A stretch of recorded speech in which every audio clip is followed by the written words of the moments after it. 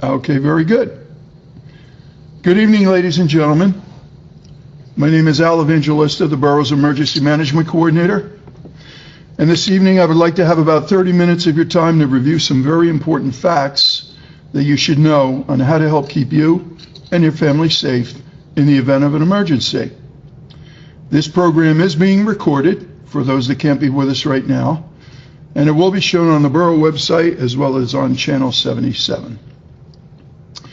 Let's begin on this St. Patrick's Day by saying that, quote unquote, it's not luck. And what I mean by that is being ready for storms and disasters takes preparedness, not luck. You need to know your personal risk, make a plan, and build a kit. I know that some of you have heard my presentations before, but this is all pertinent information relative to our community, and hopefully we can share it with new residents to our town so that they can make themselves as prepared as others have been. Let's just mention the 4 phases of emergency management, which are mitigation, preparedness, response, and recovery. You, as the resident and the citizen, need to be a player in all of them. Simple mitigation projects that you can do around your home are simple things like cleaning the gutters, tying down and securing loose objects, such as lawn chairs, umbrellas, pop-up tents, and the like, that will prevent damage and help keep everyone safe. Preparedness is anticipating an emergency and getting ready for it. For example, if you know that you're having company, for whatever reason, I would assume that you would prepare accordingly, such as cleaning the house and yard, purchasing needed supplies such as food, water, paper, and the like. You can't always do that the day before. A full tank of gas is always a plus in any impending emergency.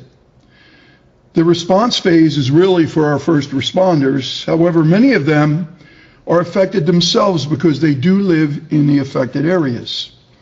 So prepare to respond to help yourself and family members as necessary. One way to help is by taking our local CERT course so that you may be able to help yourself, your family, and others in a disaster or emergency.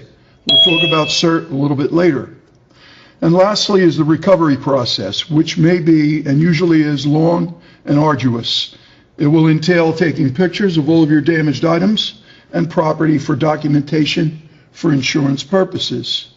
Don't discard anything immediately without documenting it, including spoiled food items, which are sometimes reimbursable by your insurance company. Make sure that you have the proper flood insurance for your home and property if it is needed, and check your insurance policy for proper coverage for wind damage, roof and water damage, as well as earthquake and hurricane coverage. Then the physical work of debris removal begins. Please sign up if you haven't already for our local emergency alerts. Go to www.pomptonlakes-nj.gov, and in the left-hand margin you will see an icon that says, quote unquote, sign up for emergency notifications. Please click on that icon and follow the prompts to register to receive our voice, text, and email messages. If you are a family member of someone in town, such as elderly parents, and you want to know if and when there is an emergency, you can also sign up for these alerts. You may also receive alerts that are part of the National Emergency Alert System, which you have probably seen and witnessed on TV late into the night.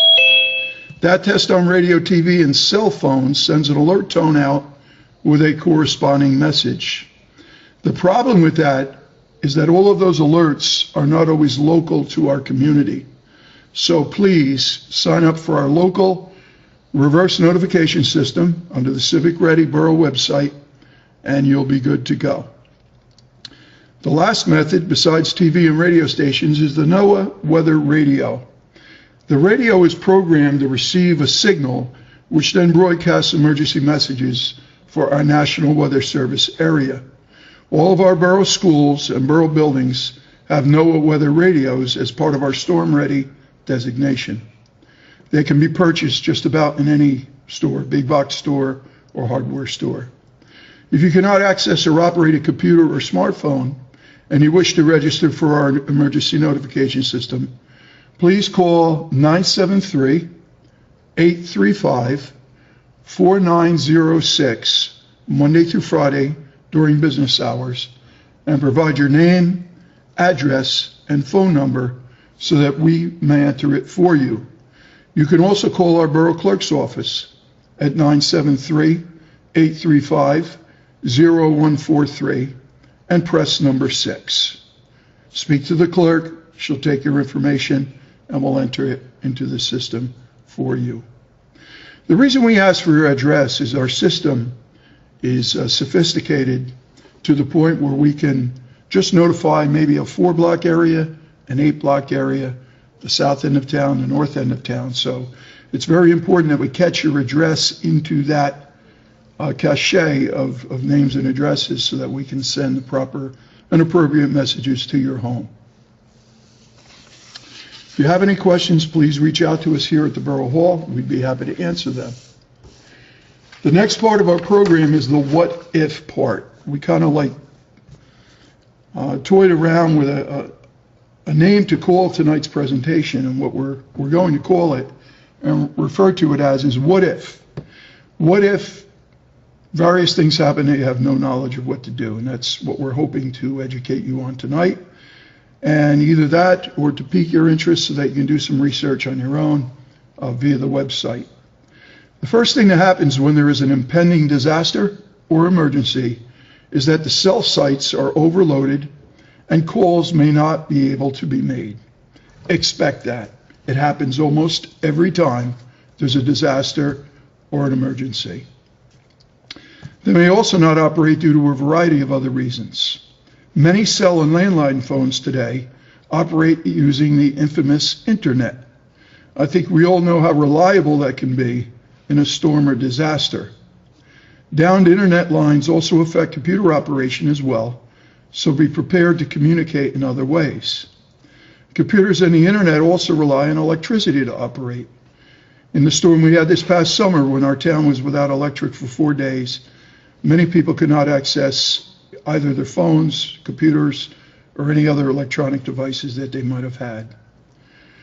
If you need emergency help, what do? How do you call the police? Or how do you call 911 if your phone doesn't work? Think of these things in advance. Figure out what you're going to do. You may have to get in your car and drive to police headquarters. Or there may be other provisions made by the municipality that we will surely make you aware of prior to the storm or event.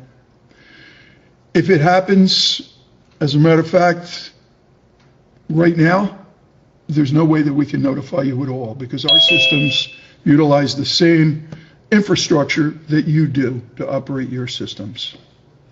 Is your cell phone provider reliable under severe weather conditions?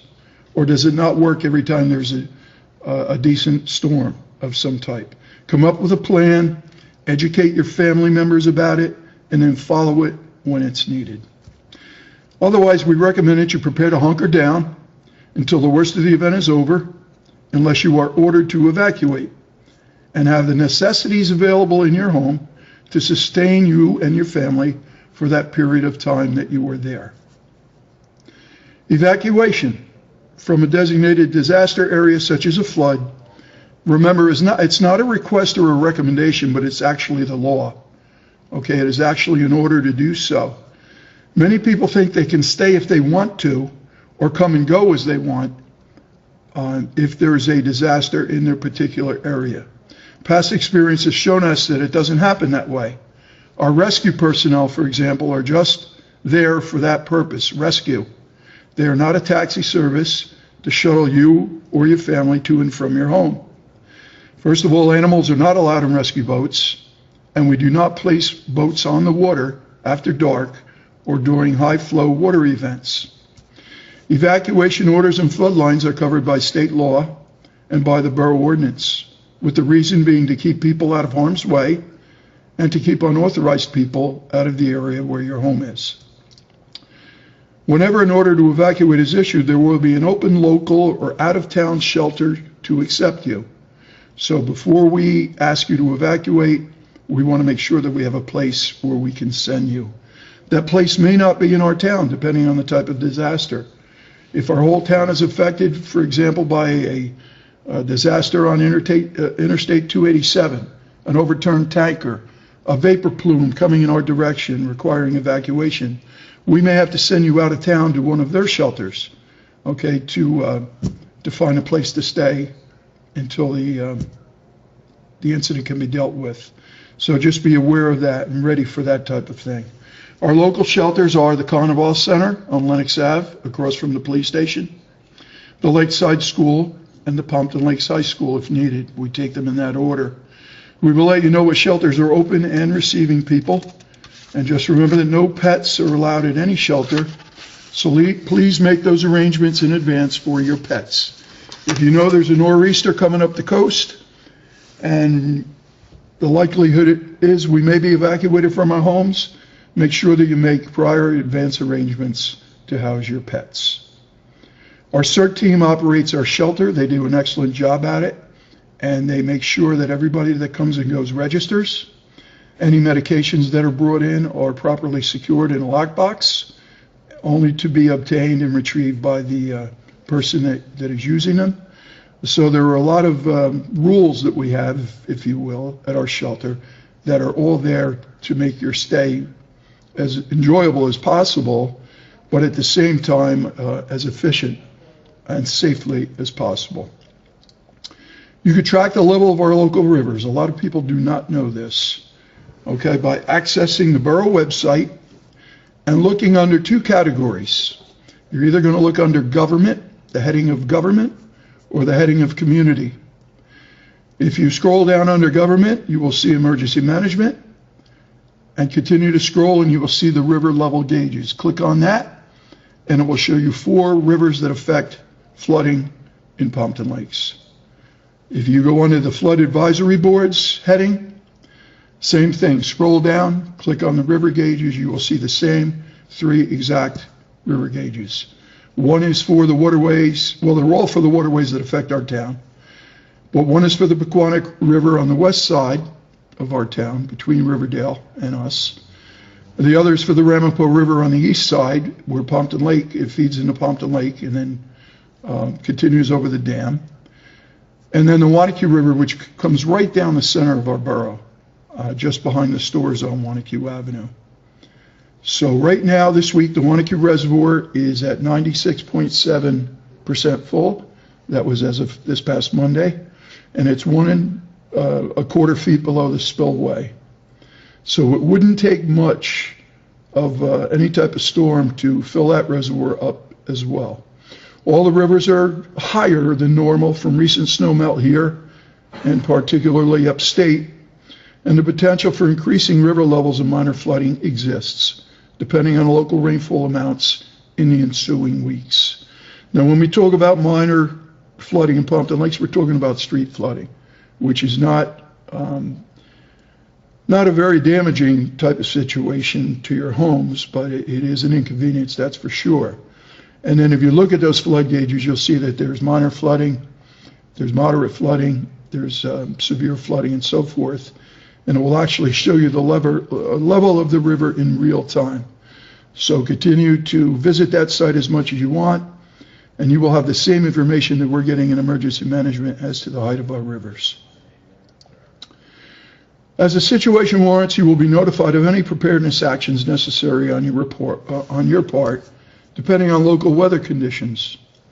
We are in constant touch with the National Weather Service in Upton, New York, which is on Long Island, who issues watches and warnings for our local area. The Mount Holly office is in charge of South Jersey, South and Central, and this North Jersey area is covered by the Upton, New York station.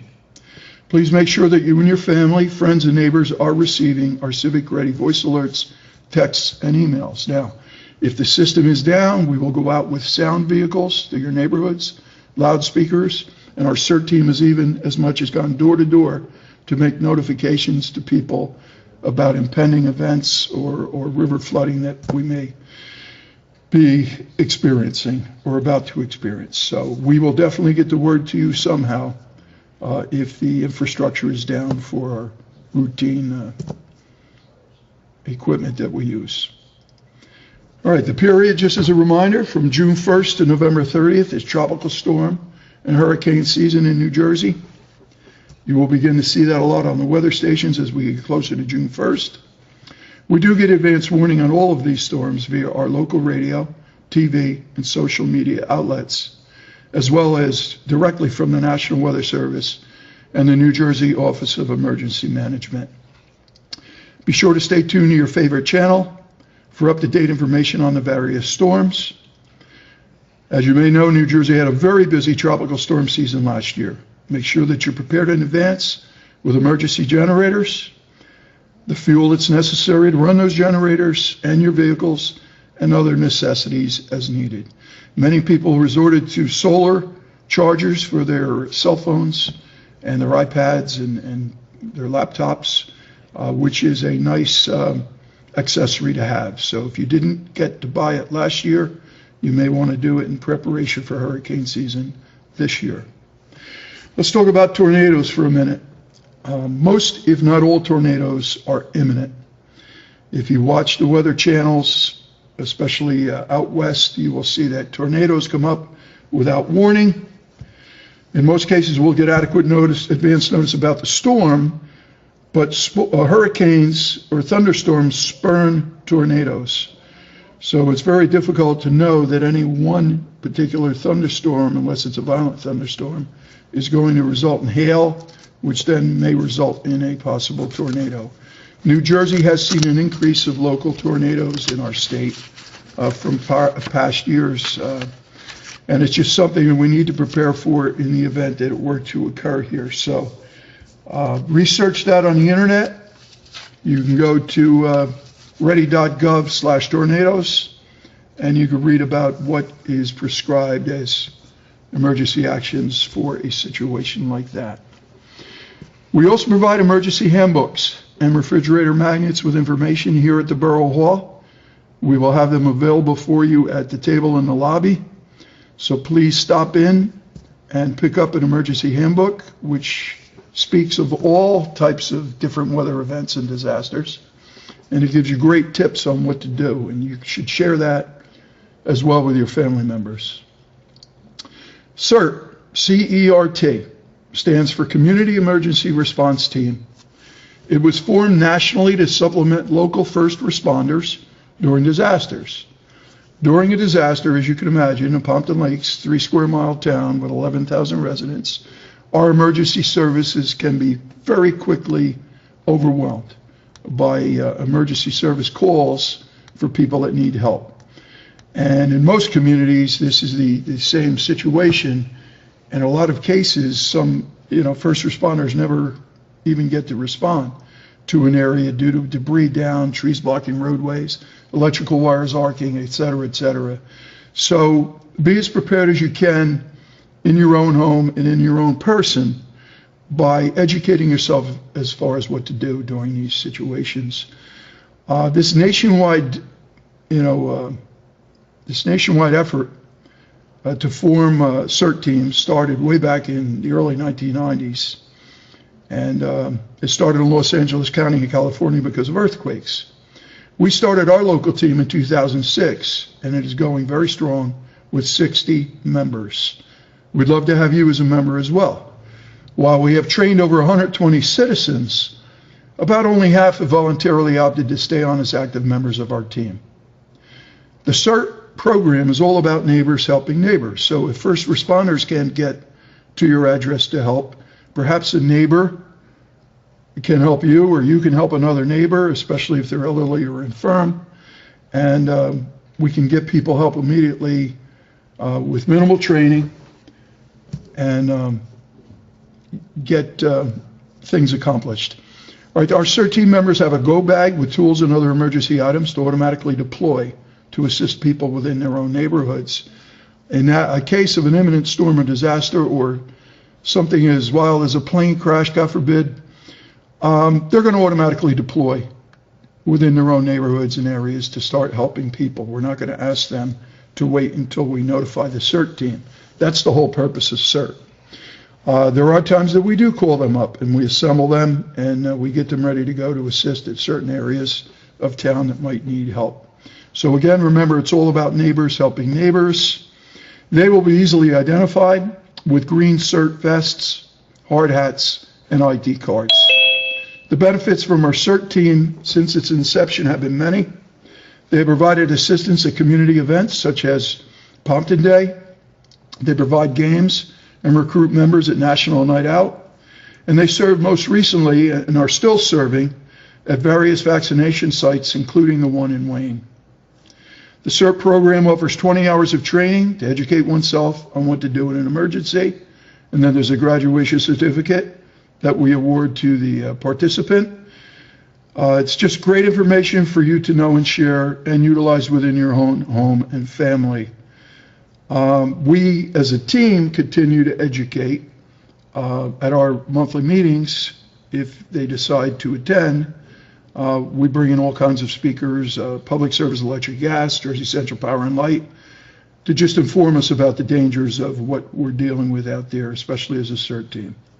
If you're interested in taking the program for your own personal knowledge, or with the anticipation, hopefully, to join our team, I ask you to please contact Deborah at plcert@gmail.com, plcert@gmail.com, and she will get back to you with information that you need. And in conclusion, we are trying to teach people to be prepared to help themselves in an emergency or disaster. We can't rely on government to provide all the services that we need in a time of emergency or disaster. So we have to learn to help ourselves. Some people are very good at it by nature of the trades that they may work in, and then there's others that really aren't and need to get help like this, some education, and we appreciate that.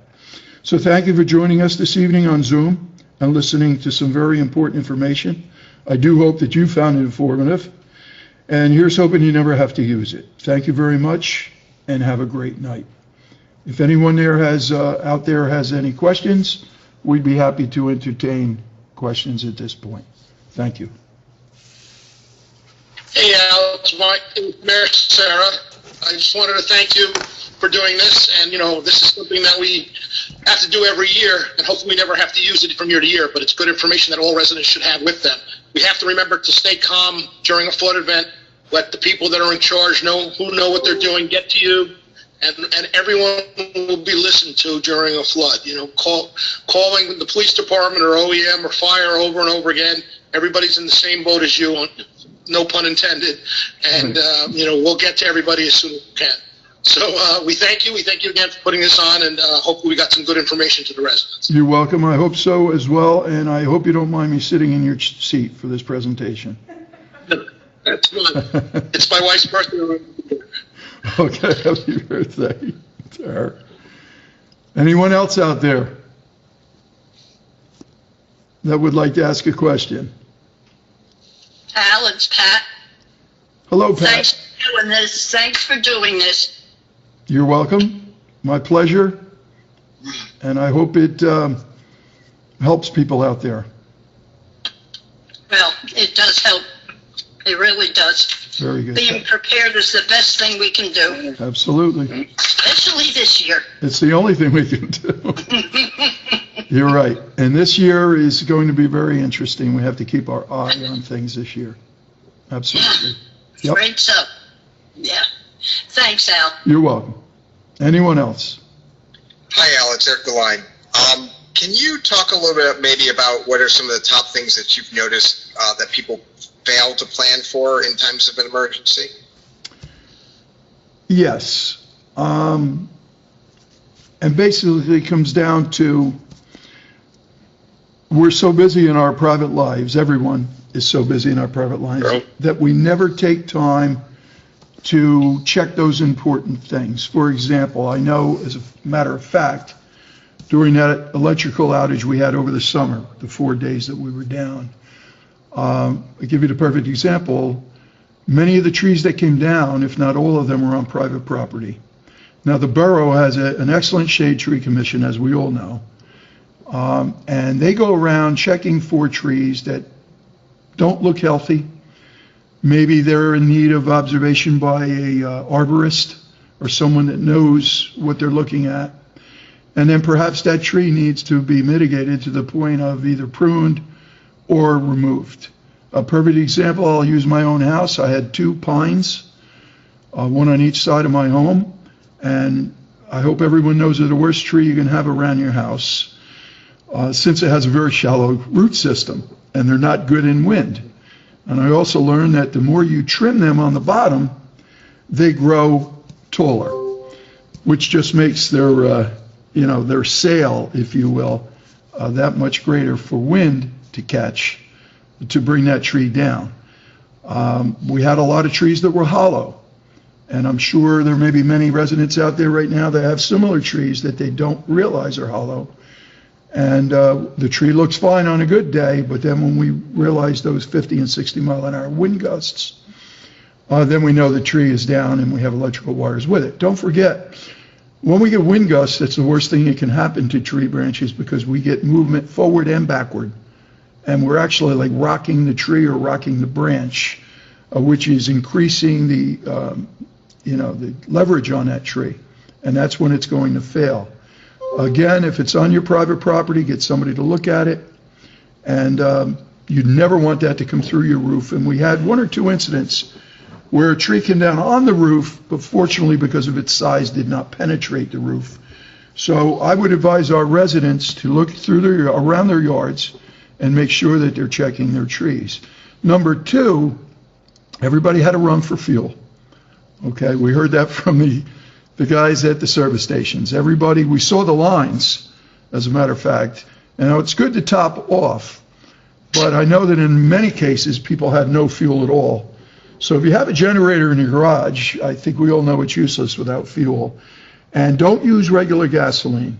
Go out and buy, and I know it's a little more expensive, but buy the special fuel that is made to sit so that it doesn't gum up your carburetor on your generators and render them ineffective. Many people couldn't get their generator started because the gas was old. They started it once a year, maybe even that, not even that. And that was a major problem.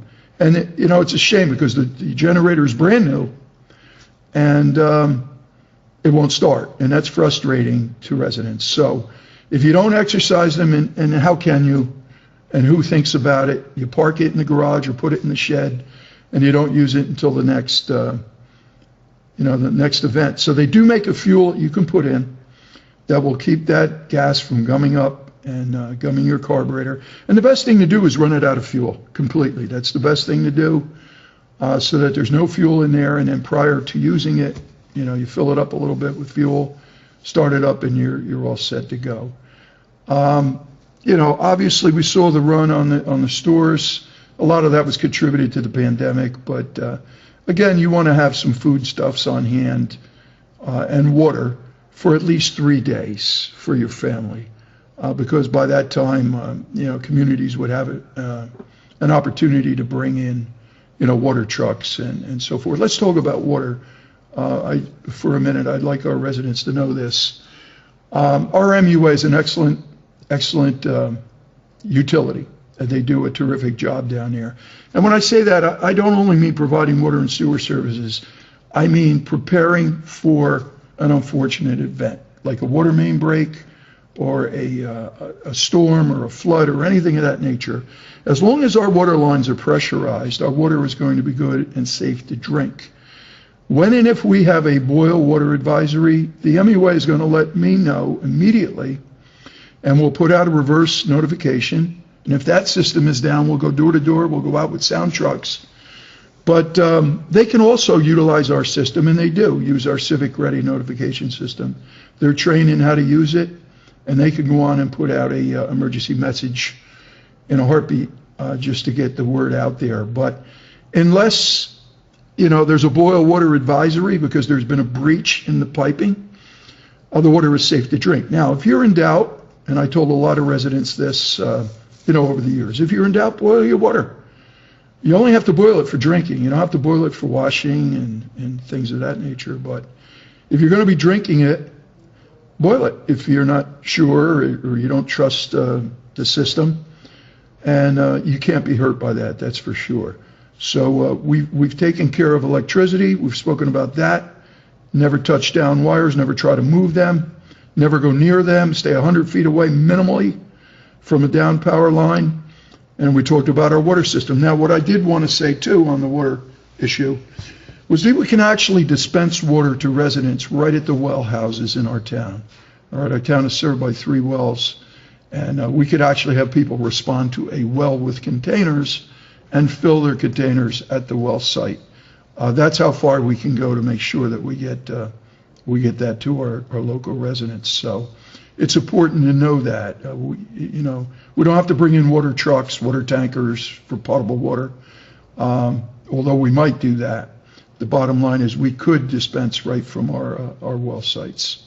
All of our wells and all of our sewer pumps are on emergency generators. That's another great thing about our MUA. When I go to county meetings, other coordinators ask me what happens, to your water system, your sewage system, when the power goes down. How does your town fare? And I said, well, our municipal utilities authority is up on that. They have generators on everything, on the water wells. They have generators on the sewage pumps, the lift stations, and they have a truck, by the way, with a huge diesel fuel tank that is a high water vehicle that they can go around and fuel all of these different stations, if you will, with diesel fuel. As a matter of fact, they fuel our generators during a crisis as well to help us out, and they're always good at extending themselves in any way they can to help their municipality. Other than that, we covered trees, electric, water. If there's any other one that I missed or you want me to expound on, please bring that up now. Thank you, Councilman, for that question. Anybody else? All right, seeing none, I think we'll call it a wrap. And again, I thank everybody for calling in and watching, and I thank those people, hopefully, that are going to be viewing this on either our website or on Channel 77. Have a great evening. Take care.